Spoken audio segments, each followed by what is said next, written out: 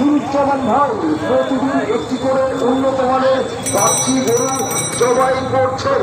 আর এই বাচ্চি গরুর প্রতি কেজির গোস্তের মূল্য নেওয়া হচ্ছে 650 টাকা কেজি।